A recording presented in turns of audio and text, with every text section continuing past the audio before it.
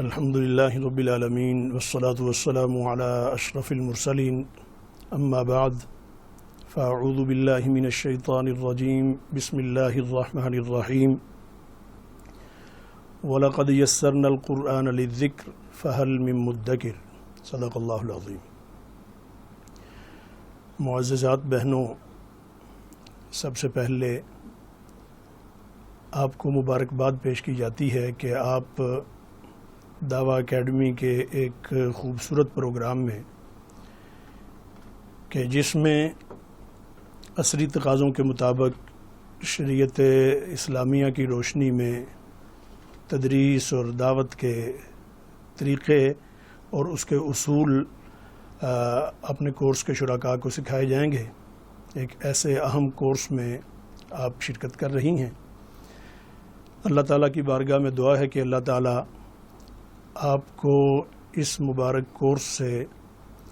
بھرپور استفادے کی توفیق نصیب فرمائے، اور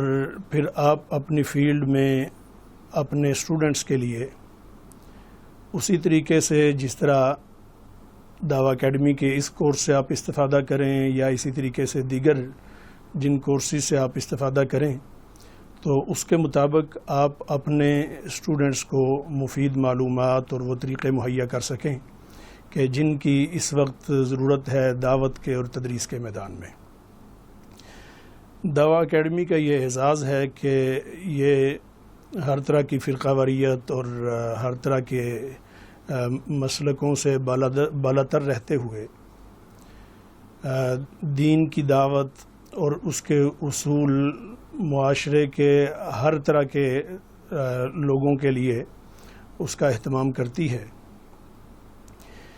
جن میں خاص طور پر جو اساتذہ کے پروگرامات ہیں وہ بڑی اہمیت رکھتے ہیں، کیونکہ استاد معاشرے کا معمار ہے، استاد نے معاشرے کی تعمیر کرنی ہے، تو گویا کہ اس اعتبار سے اساتذہ کرام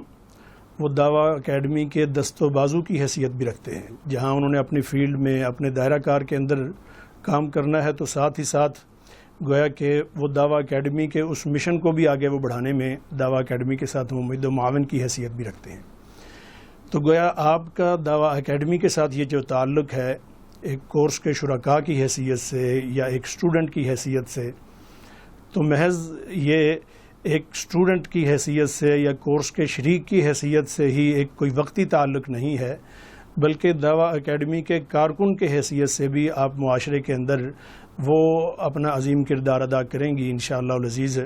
کہ جس کی اس وقت معاشرے میں ضرورت ہے۔ اللہ جل شانہ اس میں آپ کا ممد و معاون بنے، آپ کو اللہ تعالیٰ اس میں آسانیاں عطا فرمائے۔ دعویٰ اکیڈمی جو اساتذہ کے پروگرامات کرتی ہے، اس میں سب سے اہم پروگرام وہ مدرسات قرآن یا مدرسین قرآن مجید کا ہے، کیونکہ قرآن مجید کی تدریس، قرآن مجید کی تعلیم، یہ باقی جتنے بھی شعبہ زندگی ہیں ان میں سب سے افضلیت رکھتی ہے۔ رسول اللہ صلی اللہ علیہ وسلم کا مبارک فرمان ہے، سیدنا عثمان غنی رضی اللہ تعالیٰ عنہ بیان کرتے ہیں، آپ صلی اللہ علیہ وسلم نے ارشاد فرمایا، خیرکم من تعلم القرآن وعلمہ، تم میں سب سے بہتر شخص وہ ہے جو قرآن مجید سیکھتا اور سکھاتا ہے۔ تو استاد دونوں اعتبار سے، ایک طرف تو قرآن مجید سیکھ رہا ہے اور اسی طریقے سے قرآن مجید سکھا بھی رہا ہے، تو دونوں اعتبار سے استاد کو یہ جو خیر کا یہ رسول اللہ صلی اللہ علیہ وسلم کی طرف سے اعزاز ملا ہے، تو استاد پر صادق آتا ہے کہ پہلے طالب علم ہے اور طالب علم ہونے کے ساتھ ساتھ اس کا استاد بھی ہے۔ یہاں اگرچہ طالب علم کو مقدم کیا گیا ہے، لیکن استاد ہی ہے کہ جو قرآن مجید پہلے سیکھنے کے مرحلے میں مسلسل وہ سیکھتا رہا، اور پھر اب تدریس کے مرحلے میں بھی سیکھے بغیر تدریس کرنا یہ تدریس کے اصولوں کے منافی ہے، کہ وہ خود پڑھتا ہے، استاد محنت کرتا ہے، سیکھتا ہے، اور سیکھنے کے ساتھ ساتھ وہ جب سکھا رہا ہوتا ہے تو پھر پوری طرح خیرکم کا جو اطلاق ہے، خیرکم کا جو اعزاز ہے، یہ جس قدر استاد کے لیے یہ اعزاز استاد کو ملتا ہے اس معاشرے میں، کسی اور فیلڈ کے کسی فرد کو یہ اتنا بڑا اعزاز حاصل نہیں ہے۔ اور یہ اس لیے کہ اللہ جل شانہ خود اپنے متعلق ارشاد فرماتے ہیں، جس طرح کہ سورہ رحمان کا بالکل آغاز ہے، اللہ تعالیٰ فرماتے ہیں الرحمن علم القرآن، رحمان وہ ہستی ہے جس نے قرآن مجید سکھایا۔ تو علم تعلیم دینے کی یہ نسبت جو ہے یا معلم قرآن کی نسبت یہ اللہ جل شانہ نے اپنی طرف کی۔ تو ایک استاد، قرآن مجید کا استاد جب قرآن مجید پڑھا رہا ہے، قرآن مجید کی تعلیم دے رہا ہے، تو گویا کہ اس کی یہ نسبت، اس کے اس کام کی اللہ احکم الحاکمین، اللہ جل شانہ کی طرف ہے اس کی یہ نسبت۔ تو اسی لیے کسی شاعر نے کہا کہ زباں پاک رکھ اپنی کہ تلمیذ رحمانی ہے تو، ہو نہ جائے دیکھنا تیری صدا بے آبرو۔ تو اللہ جل شانہ کا ایک شاگرد ہونے کی حیثیت سے بھی جو قرآن مجید کا متعلم ہے، تو وہ گویا کہ اس کی نسبت اس تعلیم کی اللہ جل شانہ کی طرف ہے کہ اللہ تعالیٰ نے قرآن مجید سکھایا ہے، اور پھر وہی قرآن مجید سکھانے کا جو عمل جن لوگوں سے اللہ تعالیٰ لے رہے ہیں، تو وہ اللہ تعالیٰ کی طرف ان کی یہ نسبت ان کے لیے یہ بہت بڑا اعزاز ہے۔ اللہ جل شانہ تعلیم قرآن کے سلسلے میں ہر طرح جو بھی جس طریقے سے شامل ہیں، تو انہیں اللہ تعالیٰ اسی اخلاص کے ساتھ، محنت کے ساتھ، جد و جہد کے ساتھ اس کام کرنے کی توفیق نصیب فرمائے۔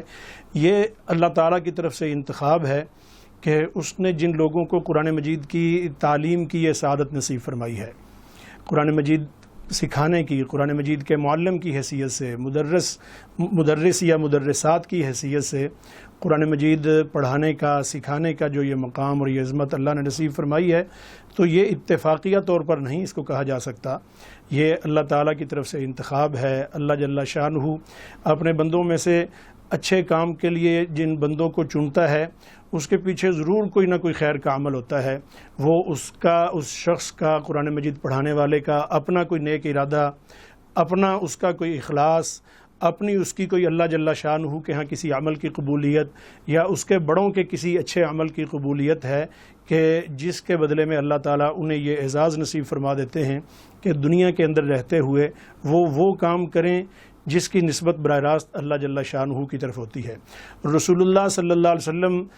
نے بھی اس نسبت پر فخر بھی کیا، اور آپ صلی اللہ علیہ وسلم کی اس نسبت پر ہمیں بھی فخر ہے جو قرآن مجید کی تعلیم کا کام کر رہے ہیں۔ نبی اکرم صلی اللہ علیہ وسلم مسجد نبوی میں تشریف لائے، وہاں مختلف حلقات سے صحابہ کرام رضوان اللہ تعالی علیہم اجمعین کے، اور جو لوگ قبول اسلام کے لیے دور دراز سے سفر کر کے آتے تھے، وہ کچھ دنوں کے لیے مدینہ طیبہ میں خود مسجد نبوی میں صفہ پر ان کا قیام ہوتا تھا۔ صحابہ کرام رضوان اللہ تعالی علیہم اجمعین ان کی ضیافت کا اہتمام کرتے تھے، اپنے گھر میں جو بھی کھانا وانا پکا ہوا ہوتا تھا وہ لا کے دسترخوان پر لگا دیتے، اور وہ جو اس وقت نو مسلم اور متعلمین اسلام، اور خاص طور پر ان کو اس وقت جو تعلیم دینے کا اہتمام کیا جاتا تھا، قرآن مجید کا جو حصہ وحی نازل ہو چکی ہوتی تھی وہ ان کے سامنے رکھا جاتا اور ان کو سکھانے کا اہتمام کیا جاتا۔ کچھ لوگ اس میں سے زیادہ حصہ سیکھ لیتے، اور کچھ جتنا بھی سیکھتے پھر وہ باقی ان کو بتا دیا جاتا، اور وہ اپنے علاقے میں جا کے قرآن مجید کی وہ تعلیم، گویا کہ وہ بطور معلم قرآن مجید کا وہ تعلیم کا وہ کام کرتے تھے۔ تو یہ نسبت اس طریقے سے چل رہی ہے۔ تو وہ مسجد نبوی کے مختلف حلقات میں نبی اکرم صلی اللہ علیہ وسلم ایک دفعہ جب تشریف لائے، دیکھا کہ مختلف حلقات ہیں، تو اس میں آپ اس حلقے میں جا کے تشریف فرما ہوئے جہاں تعلیم چل رہی تھی، یعنی کچھ لوگ ذکر و اذکار اور تسبیحات میں مشغول تھے، کچھ اسی طریقے سے اپنی انفرادی عبادت میں مشغول تھے۔ تو آپ صلی اللہ علیہ وسلم جا کے ان لوگوں کے حلقے میں شامل ہوئے جہاں پہ تعلیم کا سلسلہ چل رہا تھا، اور وہ تعلیم ظاہر ہے کہ قرآن مجید کی تعلیم کا ہی اہتمام ہوا کرتا تھا۔ تو اس موقع پر آپ صلی اللہ علیہ وسلم نے وہاں جب تشریف فرما ہوئے تو آپ نے یہ خوبصورت جملہ ارشاد فرمایا جو آج ہر استاد کے لیے، اور خاص طور پر جو قرآن مجید کا معلم اور قرآن مجید کا استاد ہے، اس کے لیے اس سے بڑا فخر اور بڑی سعادت اور کوئی نہیں ہو سکتی۔ آپ صلی اللہ علیہ وسلم نے ارشاد فرمایا بعثت انا معلمان، کہ مجھے بھی اللہ تعالیٰ نے معلم بنا کر مبعوث فرمایا ہے۔ تو گویا تعلیم کے حلقے میں بیٹھنا آپ صلی اللہ علیہ وسلم نے پسند فرمایا۔ معززات بہنوں، یہ اللہ تعالیٰ کا احسان ہے، اس کا کرم ہے کہ اس نے آپ کو قرآن مجید کی تدریس اور قرآن مجید کے پڑھانے کے ساتھ یہ نسبت عطا فرمائی ہے۔ اور یقیناً آپ اسی جذبے کے ساتھ اس اہم کام کے ساتھ وابستہ ہوئی ہیں۔ ہو سکتا ہے کہ اتفاقی طور پہ کوئی اور حالات بنے ہوں کہ آپ نے قرآن مجید پڑھانا شروع کر دیا ہے، لیکن حقیقت میں اس کے پیچھے وہی اللہ تعالیٰ کی طرف سے وہ خیر کا جذبہ، وہ خیر کار فرما ہے کہ جس کا میں نے ذکر کیا کہ وہ آپ کے کسی اچھے عمل کی وجہ سے یا آپ کے خاندان میں کسی کے اچھے عمل کی وجہ سے اللہ تعالیٰ نے آپ کو قبولیت کا یہ مقام عطا فرمایا ہے۔ تو اب جب یہ اتنا بڑا اعزاز جس شخص کو حاصل ہوتا ہے، اس اعزاز کا احساس رکھنا اور اس اعزاز کو برقرار رکھنا، یہ دو بڑی اہم چیزیں ہیں کہ ایک تو احساس ہو، ایسا نہیں کہ وہ غفلت میں پڑا رہے، اور پھر اس اعزاز کو برقرار رکھنا، ایسا نہ ہو کہ وہ آنے والے وقت میں اس دنیا میں ہی خدا نخواستہ اپنی کسی کمزوری کی وجہ سے، اپنی کسی کوتاہی کی وجہ سے وہ اپنے آپ کو اس اعزاز سے محروم کر بیٹھے۔ تو لہٰذا اس اعزاز کو برقرار رکھنے کے لیے، اس کے لیے جو اصول جن کی طرف توجہ دینے کی ضرورت ہے، جن کا اہتمام کرتے رہنے کی ضرورت ہے، ان میں کچھ چیزیں تو وہ ہیں جو استاد اور طالب علم کے لیے مشترکہ طور پر دونوں کے لیے ضروری ہیں، اور کچھ چیزیں وہ ہیں جن کا خصوصی طور پر استاد نے ہی خود اہتمام کرنا ہے۔ اگرچہ یہ بہت ساری ہیں، لیکن آج کی اس نشست میں ہم اشارتاً اختصار کے ساتھ چند اہم اصول ہی بیان کریں گے۔ اور اسی طرح تیسرا ہے کہ جن چیزوں کا اہتمام صرف طالب علم کو کرنا ہے، لیکن وہ استاد کی ذمہ داری ہے کہ طالب علم کو، اپنے اسٹوڈنٹ کو، وہ خود اپنے اس عرصے میں جب کہ وہ تدریس کر رہے ہیں استاد صاحب، تو اس وقت وہ اپنے اس طالب علم کو وہ اصول بتا دیں، وہ چیزیں سکھا دیں، ان کے مزاج اور ان کی طبیعت کا حصہ انہیں بنا دیں۔ تو وہ چند چیزیں، ان میں سب سے پہلے جو استاد صاحب سے متعلق، استاد اور شاگرد سے متعلق ہیں، جو دونوں سے مشترکہ طور پر، تو ان میں سب سے پہلی چیز ہے تعلق باللہ، کہ اللہ جل شانہ کی ذات کے ساتھ تعلق۔ قرآن مجید میں بالکل شروع میں ہی اللہ جل شانہ ارشاد فرماتے ہیں، ذالک الکتاب الف لام میم ذالک الکتاب لا ریب فیہ ھدی للمتقین، کہ جو لوگ تقوی اختیار کرتے ہیں، جو اللہ تعالیٰ کے ساتھ اپنا تعلق رکھتے ہیں، جو اپنی زندگی کے ہر مرحلے میں، اپنے ہر کام کے موقع پر انہیں یہ احساس ہوتا ہے کہ میں جو کچھ بھی کر رہا ہوں، میرا رب، میرا خالق، مالک اور میرا حاکم وہ دیکھ رہا ہے، اور میرے اچھے یا بری اس حرکت پر وہ اس کو نوٹ کرے گا اور مجھے اس کا صلہ ملے گا۔ تو لہٰذا کوئی اس طرح کا کام یا اس طرح کی حرکت مجھ سے سرزد نہ ہو کہ جس سے میرا وہ خالق مجھ سے ناراض ہو جائے، میرا اللہ جس سے ناراض ہو جائے۔ تو اس چیز سے بچنا یہ تقوی ہے، اور یہ اللہ تعالیٰ کے قریب انسان کو کر دیتا ہے کہ جب وہ ہر کام میں اس چیز کا احساس رکھتا ہے کہ مجھے کہیں ایسا نہ ہو کہ کوئی کام ایسا کروں کہ جس سے اللہ جل شانہ ناراض ہو جائے۔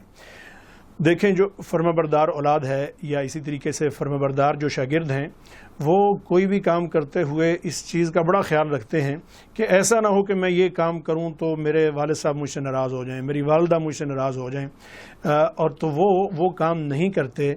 کہ جس کام سے ان کے والد صاحب یا والدہ کی ناراضگی کا خطرہ ہو۔ تو والد صاحب اور والدہ جیسی محبت بھی ظاہر ہے کوئی دنیا کے اندر کوئی ایسا رشتہ نہیں ہے کہ جو اتنی خالص محبت اپنی اولاد کے ساتھ جو کرتا ہو، یا کسی فرد کے ساتھ اتنی خالص جس کی محبت ہو، جو محبت والد یا والدہ کی طرف سے اپنی اولاد کے لیے ہوتی ہے۔ تو والدہ سے 99 گنا یعنی 100 گنا محبت زیادہ اللہ جل شانہ کرتے ہیں۔ تو اللہ تعالیٰ اپنے بندوں سے اگر ناراض ہوتے ہیں تو بندوں کو اس کا احساس ہی نہ ہو، تو یہ اس سے بڑی غفلت، اس سے بڑی محرومی اور کوئی نہیں ہو سکتی۔ اس لیے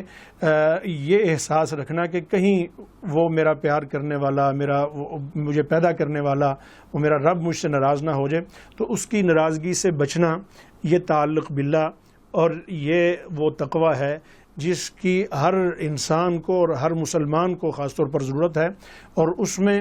استاد اور شاگرد جو قرآن مجید سیکھ رہا ہے جو شخص، تو وہ ایسا ممکن ہی نہیں ہے کہ کوئی شخص اللہ تعالیٰ کی نافرمانیوں پہ نافرمانیاں کرتا جائے۔ اللہ تعالیٰ کی رضا کن کاموں میں ہے اس کے حصول کی وہ کوشش نہ کرے، یا اسے پتہ ہو کہ اللہ جل شانہ کا حکم تو یہ ہے، عبادات کے معاملے میں، عقائد کے معاملے میں، معاملات کے معاملے میں، اخلاقیات کے حوالے سے وہ اللہ تعالیٰ کے حکم کو وہ جانتا ہے، اس کے باوجود وہ اللہ تعالیٰ کے اس حکم کی طرف توجہ نہیں دیتا، اس کو اہمیت نہیں دیتا، تو یہ گویا کہ اس چیز کے منافی ہے جو اللہ اور بندے کے درمیان جو تعلق ہے۔ تو یہیں سے گویا کہ وہ تقوی ختم ہو جاتا ہے، تقوی کا جو وہ مقام ہے تو اس سے وہ متاثر ہونا شروع ہو جاتا ہے کہ جب بندے کے اندر یہ بے حسی آئے کہ میرا خالق، میرا مالک، اس کی رضا اور اس کے ساتھ تعلق جو ہے وہ مجھے کیسے نصیب ہوگا۔ تو سب سے پہلی جو چیز ہے اس میں وہ ہے استاد اور شاگرد دونوں کا اللہ جل شانہ کے ساتھ تعلق، کہ جو احکام اللہ تعالیٰ کی طرف سے بندے کے سامنے آتے جائیں تو وہ سر تسلیم خم کرتا جائے، اور اسی چیز کا نام اسلام اور مسلمان بھی ہے کہ اللہ کے حکم کے سامنے سر تسلیم خم کر دینا، پھر وہاں کوئی خواہش، کوئی دوسرے کی کسی طرح کی ایسی جو ہے وہ خوشنودی یا کسی دوسرے کا کوئی حکم، کسی بھی مخلوق کا کوئی آرڈر، وہ اللہ جل شانہ کے حکم کے مقابلے میں ایک مسلمان کے سامنے کوئی حیثیت نہ رکھتا ہو، اور استاد خود اس پر پوری طریقے سے کاربند اور عمل پیرا ہو اور شاگردوں تک یہ چیز منتقل کرے اور شاگرد بھی اسی چیز کا اہتمام کریں، تو پھر قرآن مجید کے سیکھنے اور سکھانے کے اس عمل میں جس قدر قوت پیدا ہوتی ہے تو دنیا کی کوئی اور طاقت ایسی نہیں ہے کہ جو اس قوت کا مقابلہ کر سکے۔ تو لہٰذا جو پہلی چیز ہے استاد اور شاگرد دونوں کے لیے وہ ہے تعلق مع اللہ، تعلق باللہ، تقوی اختیار کرنا، اور اسی طریقے سے اسی کے ضمن میں اخلاص اور للہیت آ جاتی ہے کہ یہ کام بھی جو قرآن مجید سیکھنے اور سکھانے کا کام ہے اس میں للہیت اور اخلاص کہ اللہ کے لیے یہ کیا جا رہا ہے، کوئی دنیاوی منفعت، کوئی دنیاوی مفاد، اگرچہ اس کے ساتھ اللہ تعالیٰ نے دنیا کے بہت سارے فوائد، دنیا کے بھی اور آخرت کے بھی بہت سارے فوائد اللہ تعالیٰ نے اس کے ساتھ وابستہ کیے ہیں۔ اخلاص کے ساتھ قرآن مجید کا کام کرنے والے، قرآن مجید کی تدریس کرنے والے شخص کو جو عزت اللہ جل شانہ دنیا میں عطا فرماتے ہیں، تو یہ جو خیرکم رسول اللہ صلی اللہ علیہ وسلم نے جو ارشاد فرمایا، تو جو شخص اخلاص کے ساتھ قرآن مجید کا کام کر رہا ہوتا ہے، اس کے تقاضوں کو پورا کر کے قرآن مجید کی تدریس کر رہا ہوتا ہے، اس کو اللہ تعالیٰ معاشرے کے اندر ایک عزت، ایک وقار، ایک مقام و مرتبہ، اور لوگوں کے دلوں میں اس کی محبت اللہ تعالیٰ رکھ دیتے ہیں۔ لیکن اس کے لیے للہیت ضروری ہے، استاد کے لیے بھی اور طالب علم کے لیے، کہ یہ کام قرآن مجید کی تعلیم کا اللہ تعالیٰ کی رضا کے لیے کیا جائے، کوئی دنیاوی منفعت، کسی دوسرے کی خوشنودی، حتیٰ کہ کسی جگہ قرآن مجید کی تلاوت بھی کرنی ہے تو یہ مقصد نہ ہو کہ فلاں خوش ہوگا، فلاں جو ہے وہ اس پر بڑی جو ہے مجھے شاباش دے گا، فلاں لوگ جو ہے وہ بڑی اس پر جو ہے مجھے داد دیں گے۔ تو اگر یہ مقصد ذہن میں آتا ہے اور اللہ جل شانہ کی رضا اور اس کی خوشنودی اگر ذہن سے محو ہو جاتی ہے خدا نخواستہ، تو یہی قرآن مجید پڑھنا اتنا بڑا وبال بن جاتا ہے، اتنا بڑا وبال بن جاتا ہے کہ جس طرح رسول اللہ صلی اللہ علیہ وسلم کا مبارک ارشاد ہے، آپ صلی اللہ علیہ وسلم نے فرمایا 3 لوگوں کے متعلق، ایک عالم اور قاری کے متعلق، اسی طریقے سے شہید کے متعلق، اسی طریقے سے انفاق کرنے والے، مال خرچ کرنے والے شخص کے متعلق کہ وہ یہ سارا کچھ کرنے کے باوجود اللہ جل شانہ کی بارگاہ میں دھتکار دیے جائیں گے۔ کیوں؟ اس لیے کہ للہیت اور اخلاص نہیں تھا۔ تو للہیت اور اخلاص یہاں قرآن مجید کے کام میں سب سے بنیادی حیثیت رکھتا ہے، اور سب سے زیادہ دنیا کے ہر کام میں، اور یہاں اس حدیث مبارکہ میں قاری کا لفظ آیا ہے، اس لیے قاری جو قرآن مجید پڑھانے والا ہے، جو قرآن مجید پڑھانے والی ہے، جس کو اللہ تعالیٰ نے یہ عزت والا لفظ قاری والا جو منصب ہے یہ اللہ نے جس کو نصیب کیا ہے، اس میں اگر للہیت نہیں ہے تو یقین جانیے پھر کچھ بھی نہیں ہے، پھر وہ چاہے دن رات اس کے لیے اپنے آپ کو وہ کھپائے رکھے اور محنت کرتا رہے اور جتنی جد و جہد اور کوشش کر سکتا ہے وہ کرتا رہے، لیکن للہیت نہیں تو وہ بے روح جسم اور بے روح گھوڑے کی حیثیت رکھتا ہے، باقی اس کی کوئی حیثیت نہیں ہے۔ اس لیے للہیت، اور للہیت کی وجہ سے یہ کام آسان ہو جاتا ہے، بڑی بڑی مشکلات انسان کی حل ہو جاتی ہیں، اور اس میں اللہ تعالیٰ کی طرف سے برکت شامل ہو جاتی ہے۔ اللہ تعالیٰ اس تھوڑے کام کو ہی اتنا بڑا اللہ جل شانہ اس کے اثرات پیدا فرماتے ہیں کہ کسی کو اس کے راستے میں رکاوٹ بننا کسی کے لیے ممکن نہیں رہتا، اور گویا کہ وہ جو اللہ جل شانہ کا جلایا ہوا چراغ ہے تو اس کی مثال ہے کہ وہ کسی مخلوق میں سے کسی کی پھونکوں سے وہ چراغ بجھایا نہیں جا سکتا۔ تو قرآن مجید جب للہیت اور اخلاص کے ساتھ یہ اس کی تعلیم اور تدریس کا کام کیا جا رہا ہے، اور اس کو حاصل کرنے والے بھی اسی جذبے کے ساتھ حاصل کر رہے ہیں، تو یہ بڑی بنیادی حیثیت رکھتا ہے۔ پھر اسی طریقے سے میری معزز بہنوں، اس میں اپنی زبان اور خیالات کی پاکیزگی، اپنے دل و دماغ کی پاکیزگی، اپنی نگاہ کی پاکیزگی، یہ بڑی بنیادی حیثیت رکھتی ہے قرآن مجید کی تعلیم اور تدریس کے کام میں، کہ خیالات پاک ہوں، یعنی ہر موقع پر اپنے خیالات اللہ جل شانہ کی رضا کے تابع ہوں، نبی اکرم صلی اللہ علیہ وسلم کی تعلیمات کے مطابق ہوں۔ کوئی بھی ایسا کوئی غلط تصور اور خیال ذہن میں آتا ہے، نگاہ کہیں ایسی چیز کی طرف اٹھتی ہے، یا دل و دماغ میں کوئی ایسا وسوسہ پیدا ہوتا ہے، فوری طور پر لا حول ولا قوت الا باللہ العلی العظیم پڑھ کے، اسی طریقے سے جو ہے وہ سبحان اللہ والحمد للہ ولا الہ الا اللہ واللہ اکبر پڑھ کے، کوئی اور ایسا وظیفہ اور کلمہ پڑھ کے اپنے دل و دماغ کو فوری طور پر پاکیزگی اور طہارت اس کی جائے، اور اپنے خیال کو جو ہے وہ مثبت رخ دیا جائے، تو یہ بڑی بنیادی حیثیت رکھتی ہے۔ پھر ایک چیز جس کا خاص طور پر یہاں تذکرہ کیا جائے گا اور جو ہمارے معاشرے میں عام دیکھنے میں آتا ہے، وہ یہ ہے کہ زبان کی پاکیزگی۔ اللہ کے رسول صلی اللہ علیہ وسلم کی طرف جب اس تعلیم کی نسبت ہم کر رہے ہیں تو زبان کی پاکیزگی نبی اکرم صلی اللہ علیہ وسلم کی سیرت طیبہ سے، آپ کے اسوہ مبارکہ سے ہمیں زبان کی عظمت، زبان کا جو کچھ کلام ہے انسان کی، کہ کسی جگہ بھی اپنی زبان سے کوئی غلط لفظ نہ بولا جائے، یعنی جھوٹ تو ظاہر ہے ہمارے ایمان اور اسلام کے ہی منافی ہے۔ اسی طریقے سے غیبتیں، چغلیاں، اور کسی کی بدخوئی، کسی کے ساتھ بد زبانی، اور کسی کے ساتھ جو ہے وہ کسی کی دل آزاری، ان سے بڑھ کر یہ ہے کہ اپنے طلبہ یا اسی طریقے سے اپنے فیلڈ کے لوگوں کے ساتھ یا باہر کسی کے ساتھ بھی کوئی ایسی سخت زبان استعمال نہ کی جائے جو کہ مومن کو جس سے روکا گیا ہے، ایک مسلمان کو جن چیزوں سے منع کیا گیا ہے۔ تو سب سے زیادہ اہتمام کرنے کی، جس زبان پر قرآن مجید جاری ہے اور پھر جس زبان سے قرآن مجید سکھایا جا رہا ہے، تو اس زبان پہ ساتھ ساتھ اگر برے کلمات ہوں گے، زبان اگر گندی ہوگی، زبان اگر خراب ہوگی، کلام اور گفتگو اگر جو ہے وہ ناپاک ہوگی، تو اس میں کبھی بھی قرآن مجید نہ تو جاری رہ سکتا ہے، اگر جاری رہے گا بھی تو اس میں برکت نہیں ہوگی، اور نہ ہی اس سکھائے جانے میں کسی طرح کی برکت ہوگی۔ تو لہٰذا اس کا اہتمام اور اس کا جو ہے وہ کرنا یہ بہت ضروری ہے۔ اگر یہ چیز نہ ہو، اور یہی اسی طریقے سے طالب علم، قرآن مجید سیکھنے والا اگر اپنی زبان کی پاکیزگی، اپنے خیالات اور اپنے نگاہ کی پاکیزگی، اپنے دل کی پاکیزگی کا اہتمام نہیں کرتا، تو قرآن مجید ایسی گندی جگہ سے نہ تو جاری ہو سکتا ہے اور نہ ایسی گندی جگہ پہ قرآن مجید جمع ہو سکتا ہے۔ جناب سیدنا علی المرتضیٰ رضی اللہ تعالی عنہ کو نبی اکرم صلی اللہ علیہ وسلم نے ایک دعا سکھائی، بڑی قیمتی دعا ہے۔ دعا کے کلمات بھی بہت اچھے، نبی پاک صلی اللہ علیہ وسلم خود بھی قرآن مجید کے حصول کے لیے جو دعائیں آپ نے کی ہیں ان میں بڑی خوبصورت اور عظیم دعا ہے۔ ہر استاد اور ہر طالب علم کو یہ دعا یاد ہونی چاہیے، اور آپ نے اتنی عاجزی کے ساتھ مختلف دعائیں کی ہیں، اس میں بڑے عاجزانہ کلمات ہیں، لیکن انتہائی عاجزی کے ساتھ اور تضرع کے ساتھ آپ صلی اللہ علیہ وسلم نے دعا کی، جس میں قرآن مجید کے حصول کے لیے اللہ تعالیٰ کی بارگاہ میں آپ گویا کہ گڑ گڑاتے ہوئے اور بالکل عاجزانہ انداز میں اللہ تعالیٰ سے یہ مانگتے ہیں کہ اللہم انی عبدک، یا اللہ میں تیرا بندہ ہوں، وابن عبدک، میں تیرے بندے یعنی تیرے غلام، بندہ یہاں اللہ تعالیٰ کی غلامی میں رہنے والے، اللہ تعالیٰ کے سامنے جو ہے وہ اپنے بالکل بے بس اپنے آپ کو ظاہر کرنے والا یہاں پہ مقصد ہے.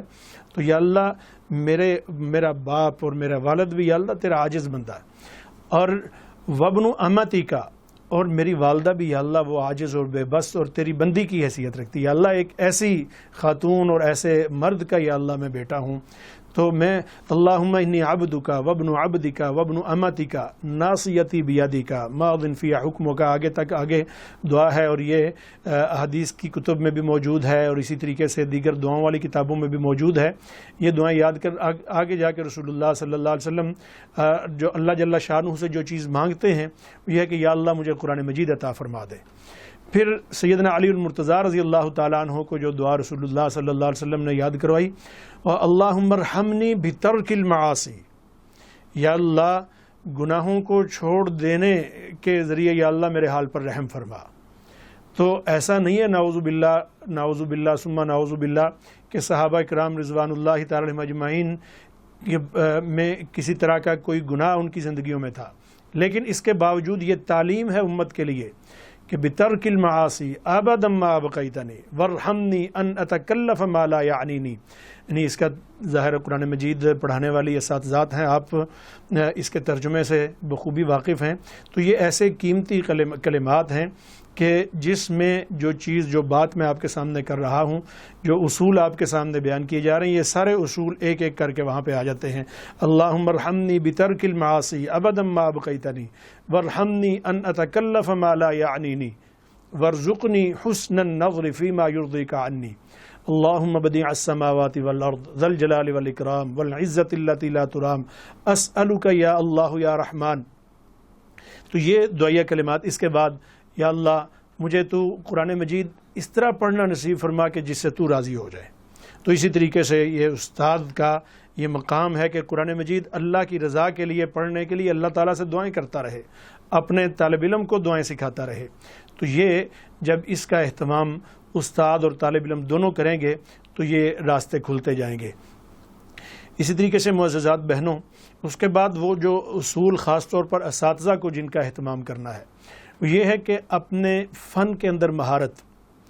اور محنت کے ساتھ مہارت اپنے فن کے اندر حاصل کی جائے. اگر محنت نہیں ہے، مہارت نہیں ہے، تو کوئی بھی فن دوسرے تک ڈیلیور نہیں ہو سکتا. اگر ہوگا تو وہ ناقص ہوگا، بے لذت ہوگا، بے مزہ ہوگا، اور اس کا پھر کوئی فائدہ نہیں ہے. وہ بجائے اس کے کہ اس کے طلباء کو کوئی فائدہ ہو، وہ طلباء کے لیے الٹا بوجھ بنتا جائے گا اور ان کو دین سے یا اس سبجیکٹ سے دوری کا ذریعہ بنتا جائے گا. تو لہٰذا محنت کے ساتھ اور پوری مہارت اپنے اس فن میں حاصل کی جائے، اور اس فن میں مہارت حاصل کرنے کے لیے جو ہے وہ خوب بھرپور قسم کا مطالعہ مختلف کتب کا، جس کے لیے شہد کی مکھی کی مثال دی جاتی ہے کہ جس طریقے سے شہد کی مکھی وہ کسی ایک پھول سے وہ شہد جمع نہیں کرتی، مختلف پھولوں پہ جاتی ہے، وہاں سے شہد اکٹھا کرتی، وہاں سے وہ پھولوں کی تاثیر وہ حاصل کرتی ہے. اور ایسا بھی نہیں کہ وہ کڑوے پھول لا کے لوگوں کے سامنے رکھ دیتی ہے، بلکہ اسے پہلے اپنے اندر جذب کرتی ہے، پھر اس کا شہد بنتا ہے، اور شہد پھر دوسروں کے لیے وہ شفاء للناس بھی اس کو کہا گیا ہے. اسی طریقے سے اس کا ذائقہ اور اس کا جو ٹیسٹ اور اس کے اندر جو لذت اللہ جل شانہ نے رکھی ہے اور جو خالص پن اس کے اندر رکھا ہے. تو یہ گویا کہ استاد اپنے فن میں یہی چیز، وہ علم جو دوسروں تک منتقل کر رہا ہے، اسے اسی طریقے سے حاصل کرنا، مختلف کتب سے، مختلف افراد اور شخصیات سے اس کو حاصل کر کے اپنے اندر جذب کرنا، اور جذب کرنے کے بعد اسے دوسروں کے سامنے ڈیلیور کرنا، اپنے اسٹوڈنٹس کے سامنے اس کو پیش کرنا، یہ بہت ضروری حیثیت رکھتا ہے.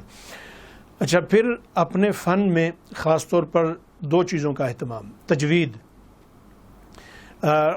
ترتیل. قرآن مجید کے پڑھنے کے حوالے سے ترتیل کا جو لفظ آیا ہے قرآن مجید میں ارشاد ہے، اللہ جل شانہ نے خود ایک ضابطہ عطا فرمایا ہے قرآن مجید پڑھنے کے لیے، ایک معیار مقرر کیا ہے اللہ جل شانہ نے قرآن مجید پڑھنے کے حوالے سے. اور وہ ضابطہ ارشاد فرمایا ورتل القرآن ترتیلا، کہ قرآن مجید ترتیل کے ساتھ پڑھا جائے.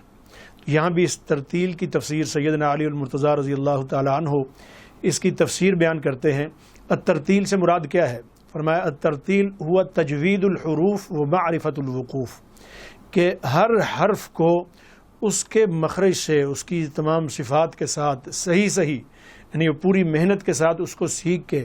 ایسا نہیں کہ تا کو تا اور تا کو تا پڑھا جا رہا ہے، قاف اور کاف کا فرق نہیں ہے، ہا اور ہا کا فرق نہیں ہے، اسی طریقے سے زال اور زا کا فرق نہیں ہے، اور اسی طرح کے باقی بھی جو حروف ہیں جن میں کوئی آپس میں مشابہت بعض حروف میں نہیں ہے، تو ان حروف کی ادائیگی بھی پورے اہتمام کے ساتھ ان کے اپنے مخارج سے، اور وہ جو صفات اور تجوید کے اصول اور قواعد ہیں اس کے مطابق. پھر وقف کا یہاں پہ توجہ دلائی گئی کہ وقف ٹھیک ہو. بسا اوقات طالب علم وقف کر رہے ہوتے ہیں، اور بعض اوقات بڑے پڑھے لکھے لوگ وہ وقف کر رہے ہوتے ہیں اور ایسی جگہ پہ وقف کرتے ہیں جہاں معنی ہی تبدیل ہو کے رہ جاتے ہیں. پھر ساتھ ہی ساتھ اس کے معنی سیکھنے کا اہتمام کرنا ایک استاد کے لیے بھی، اور اسی طریقے سے طلباء کو بھی اس کے مطابق سکھانے کا، یہ جو ہے وہ اپنا اس کے مطابق سکھانے کا معمول بنانا اور سکھانے کا یہ اپنا ایک پریکٹس کرنا یہ بڑا ضروری ہے. استاد اگر صرف الفاظ اور حروف سکھا رہا ہے اور اس کو معانی کا نہیں پتہ، تو وہ ایک کام کر رہا ہے قرآن مجید سکھانے کے اعتبار سے جو مکمل ہے. وہ قرآن مجید کی تعلیم کا کام وہ نہیں کر رہا ہے، بلکہ وہ آدھا کام کر رہا ہے. کیونکہ قرآن مجید کا جو تعارف ہے وہ یہ ہے کہ القرآن هو اللفظ والمعنى جميعا، کہ قرآن مجید الفاظ اور معنی دونوں کے مجموعے کا نام ہے. اللہ تعالیٰ کی طرف سے جو رسول اللہ صلی اللہ علیہ وسلم پر نازل ہوا ہے، تو یہ حروف بھی اللہ تعالیٰ کی طرف سے نبی اکرم صلی اللہ علیہ وسلم پر نازل ہوئے، اور اسی طرح اس کے معنی بھی نبی اکرم صلی اللہ علیہ وسلم پر اللہ تعالیٰ کی طرف سے ان حروف کے ساتھ ہی نازل ہوئے. ایسا نہیں ہے کہ الفاظ نازل ہوئے اور معنی نبی پاک صلی اللہ علیہ وسلم نے اپنی ضرورت کے مطابق یا اپنے خیال کے مطابق آپ نے اس کو معنی پہنا لیے، ایسا نہیں ہے. اور یہ ان لوگوں کی تردید ہوتی ہے جو کہتے ہیں کہ نہیں، اپنی ہر زمانے کی ضرورت کے مطابق قرآن مجید کی تشریح جو فرد جس طریقے سے کر رہا ہے، نعوذ باللہ ثم نعوذ باللہ،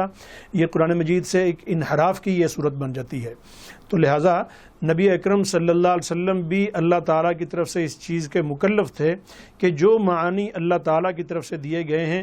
ان سے ہٹ کے کوئی معنی نبی پاک صلی اللہ علیہ وسلم بھی ان کے اپنی طرف سے بیان نہیں کر سکتے. اللہ تعالیٰ نے اس کو قرآن مجید میں ہی ارشاد فرمایا ہے، لا تحرک به لسانک لتعجل به ان علینا جمعہ وقرآنہ فاذا قرأناہ فاتبع قرآنہ ثم ان علینا بیانہ.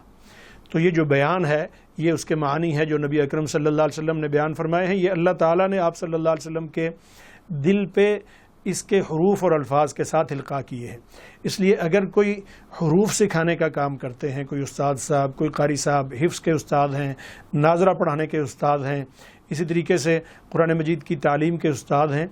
اگر وہ بغیر معنی کے سکھا رہے ہیں تو وہ آدھا کام کر رہے ہیں. تو لہٰذا اس چیز کا اہتمام کرنا چاہیے کہ استاد صاحب قرآن مجید کے حروف اور الفاظ کے ساتھ ساتھ اس کے معنی کو بھی اچھے طریقے سے سمجھیں، اس کی تفسیر پڑھیں. اس کی یعنی پڑھیں سے مراد یہ نہیں کہ خود مطالعہ کرنا اور خود پڑھنا شروع کر دیا جائے. کسی استاد کے پاس بیٹھیں، اس کو سیکھیں، سیکھنے کے بعد پھر مطالعہ کریں. ان کے سامنے کھلی فیلڈ ہے اور وہ اس کی روشنی میں مطالعہ کرتے جائیں اور پڑھتے جائیں اور دوسروں کو سکھاتے جائیں، اور طلباء تک اس کے معنی اور مفاہیم منتقل کر دیں، تاکہ ایک طالب علم جب قرآن مجید مکمل کرے تو اس کو پتہ ہو کہ میں نے ان الفاظ کے اندر، ان حروف کے اندر میں نے کیا پڑھا ہے. تو الفاظ پر بھی پوری طریقے سے، حروف پر بھی پورے طریقے سے محنت، اور اس کے معنی پر بھی پورے طریقے سے، اچھے طریقے سے محنت. پھر استاد کا اپنے طالب علم کے ساتھ ہمدردی، شفقت، اخلاص. اور بعض طلباء کے اندر استعداد بہت زیادہ ہوتی ہے، بعض طلباء میں کم ہوتی ہے. تو یہ استاد کی ذمہ داری بنتی ہے کہ وہ طلباء کا جائزہ لیتے ہوئے، اپنے اسٹوڈنٹس کا جائزہ لیتے ہوئے وہ دیکھے کہ کن اسٹوڈنٹس کو کس طرح کی توجہ کی ضرورت ہے اور کن اسٹوڈنٹس کو کس طرح کی توجہ کی ضرورت ہے. بسا اوقات اساتذہ اپنے لائق اسٹوڈنٹس کی طرف توجہ زیادہ دیتے ہیں اور وہ استاد کا قرب حاصل کرتے ہیں، اور جو کچھ کمزور ہوتے ہیں طلباء تو وہ آہستہ آہستہ آہستہ آہستہ بیچارے بالکل استاد صاحب کی نظروں سے نظر انداز ہو جاتے ہیں. تو اس اعتبار سے تعلیم کے دوران کمیونیکیشن بھی جو استاد کا اور طالب علم کا رابطہ ہونا چاہیے، بصری رابطہ. اسی طریقے سے استاد اشارات کے ذریعے امثلہ اور مثالوں کے ذریعے وہ اپنے طلباء کو چیز پڑھائے، اور وہ طلباء جو بظاہر محسوس ہو کہ دلچسپی کم لے رہے ہیں، یا استاد جائزہ لیتے ہوئے دیکھے کہ جن طلباء کے وہ چہروں سے یا ان کے رویے سے یہ محسوس ہو رہا ہے کہ ان کو پوری طریقے سے سمجھ نہیں آ رہی، انہیں مخاطب کرے اور اپنے ساتھ ان کو شامل کرے۔ تو اس طریقے سے استاد کا رابطہ پوری کلاس کے ساتھ، ان طلباء کے ساتھ اس طریقے سے مضبوط رہنا چاہیے جتنا لائق طلباء کے ساتھ ہے، اتنا ہی اپنے کمزور طلباء کے ساتھ بھی اس کا اسی طریقے سے رابطہ رہنا چاہیے۔ اور پھر ساتھ ہی ساتھ استاد صاحب کی یہ ذمہ داری بنتی ہے کہ اپنے طلباء کے لیے دعائیں کرتے رہیں، اللہ تعالیٰ سے مانگتے رہیں۔ یہ استاد صاحب کے اخلاص اور اپنے طلباء کے ساتھ محبت، اپنے مشن کے ساتھ محبت کی یہ علامت ہے۔ ہمارے استاد فرمایا کرتے تھے، وہ ہمیں بتایا کرتے تھے کہ کسی اپنے استاد کے حوالے سے فرمایا کرتے تھے کہ ایک طالب علم کسی ایک استاد کے پاس قرآن مجید نہیں پڑھ رہا تھا، استاد صاحب نے کلاس سے فارغ کر دیا، نکال دیا کہ یہ نہیں پڑھ سکتا۔ کچھ عرصے بعد وہ طالب علم مکمل حافظ قرآن بنا، اس کے والدین نے اس کی تقریب کا اہتمام کیا، تو اس کے ان استاد صاحب کو بھی بلایا، اس میں دعوت دی اور انہیں بھی کچھ جو ہے وہ اکرام ان کا کیا اور ان کو اعزازات دیے۔ تو انہوں نے اس موقع پر اس استاد صاحب سے جنہوں نے اس بچے کو قرآن مجید مکمل کروا دیا تھا، ان سے پوچھا کہ یہ تو بہت کمزور تھا، اس کا ذہن کام پوری طریقے سے نہیں کرتا تھا، اس کی زبان چلتی نہیں تھی، تو آپ نے یہ کیسے اس کو حافظ بنا دیا ہے؟ تو وہ ان استاد صاحب نے فرمایا کہ محنت تو آپ نے بہت زیادہ کی ہے، میں اتنی محنت تو اس بچے پہ نہیں کر سکا، لیکن یہ ہے کہ جب میں نے اس کو دیکھا کہ یہ باقی طلباء کی نسبت کمزور ہے، تو میں نے تہجد میں اللہ جل شانہ سے رو کر اس کے لیے دعائیں کیں، اور اللہ تعالیٰ نے اس کو یہ قوت عطا فرمائی کہ اس کی زبان کے اندر بھی وہ طاقت اور قوت آئی کہ یہ حروف اور الفاظ کو ادا کر سکے، اور اس کے دل اور سینے کو بھی اللہ تعالیٰ نے اس کے لیے اور اس کے دماغ کو بھی کھول دیا کہ یہ آج حافظ قرآن کی صورت میں ہمارے سامنے موجود ہے۔ تو اس لیے یہ بڑی اہم چیز ہے استاد کا اپنے طلباء کے لیے دعا کرنا۔ پھر جو چیزیں طلباء کے لیے خاص ہیں یہ بھی استاد نے ان کو سکھانی ہوتی ہیں۔ استاد کا احترام، اگر طلباء کے دل میں استاد کا احترام نہیں ہے تو طالب علم کتنا بھی محنتی اور ذہین ہے، اگر وہ استاد کے احترام اور ان کے ادب سے وہ آشنا نہیں ہے، ادب نہیں کرتا ہے، تو اس طالب علم کو اگرچہ معلومات حاصل ہو سکتی ہیں لیکن اس کی برکت اور عمل اس پر نصیب نہیں ہو سکتا ہے۔ اس لیے علم ظاہر ہے عمل کا نام ہے، اگر علم کے ساتھ عمل نہیں ہے تو وہ علم ادھورا اور ناقص ہی نہیں بلکہ وہ بوجھ ہے۔ اس کو قرآن مجید نے کمثل الحمار یحمل اسفارا کہا ہے کہ ایسے لوگ ہیں جیسے کہ گدھے پر جو ہے وہ کتابیں لاد دی جائیں۔ تو جن کے پاس علم ہے اور عمل نہیں ہے ان کی حقیقت اس گدھے کی طرح ہے کہ جس پر کتابوں کا وہ ایک بڑی سی گٹھلی باندھ کے رکھی ہوئی ہو اور وہ اس کو اٹھا کے گھومتا رہے۔ تو لہٰذا طالب علم کے اندر استاد کا احترام، استاد کے آداب، یہ چیزیں بہت ضروری ہیں۔ پھر محنت اور تکرار، اس کی روین اور اس کے پڑھتے رہنے کا اہتمام، اس کی مداومت، اپنے استاد کے ساتھ رابطہ اور اس کو مستقل یاد کرتے رہنا۔ رسول اللہ صلی اللہ علیہ وسلم قرآن مجید کا نزول کے ساتھ ساتھ ہر سال جبرائیل امین علیہ السلام کے ساتھ دور کیا کرتے تھے۔ جبرائیل امین تشریف لاتے تھے، نبی اکرم صلی اللہ علیہ وسلم کی خدمت میں حاضر ہوتے تھے جبرائیل امین، تو نبی پاک صلی اللہ علیہ وسلم رمضان المبارک کا پورا مہینہ ان کے ساتھ قرآن مجید کا دور کیا کرتے تھے۔ جبرائیل امین رسول اللہ صلی اللہ علیہ وسلم کے سامنے پڑھتے تھے اور نبی اکرم صلی اللہ علیہ وسلم جبرائیل امین کو پڑھ کے سناتے تھے۔ اور آپ صلی اللہ علیہ وسلم نے زندگی کے آخری سال جب آپ کا وصال اور آپ کی رحلت ہو رہی تھی تو اس سال آپ نے 2 مرتبہ، یعنی اعتکاف بھی 20 دن کا آپ نے فرمایا مسجد نبوی شریف میں، اور قرآن مجید کا دور بھی جبرائیل امین علیہ السلام کے ساتھ 2 دفعہ کیا۔ اس سے یہ پتہ چلتا ہے کہ یہ محض دنیا میں یاد کرنے کی چیز نہیں ہے۔ 2 دفعہ جو کیا تو وہ یہ تھا کہ اللہ تعالیٰ کی بارگاہ میں جا رہے ہیں، تو جو آخرت کی ایک تیاری تھی وہ بھی قرآن مجید کے پڑھنے اور اس کو پہلے سے زیادہ پڑھنے کے ساتھ اس کا گویا کہ آپ صلی اللہ علیہ وسلم نے اہتمام فرمایا، جو کہ ہمارے لیے ایک مثال اور نمونے کی حیثیت رکھتا ہے۔ اس کے ساتھ ہی میں اجازت چاہتا ہوں، اللہ تعالیٰ کی بارگاہ میں دعا ہے کہ یہ کورس آپ کے لیے بہت زیادہ مفید ہو، آپ اپنے اس کام کو کئی گنا زیادہ جو ہے وہ جذبے کے ساتھ یہ کریں اور معاشرے میں اس کے بہت اچھے اثرات ہوں. یہ ہم سب کے لیے، دعویٰ اکیڈمی پوری کے لیے، اور اسی طرح آپ سب کے لیے اور آپ کے تمام طلباء، اور جہاں جہاں تک آپ قرآن مجید کی یہ دعوت پہنچائیں، سب کے لیے اللہ تعالیٰ دنیا اور آخرت دونوں کی خیر، بھلائی اور عزت کا اللہ تعالیٰ اس کو ذریعہ بنائے. ربنا تقبل منا انک انت السمیع العلیم. سبحانک اللہم وبحمدک، نشہد ان لا الہ الا انت، نستغفرک ونتوب الیک. وصلی اللہ علی نبینا الکریم وعلی آلہ واصحابہ واہل بیتہ وازواجہ وذریاتہ اجمعین برحمتک یا ارحم الراحمین.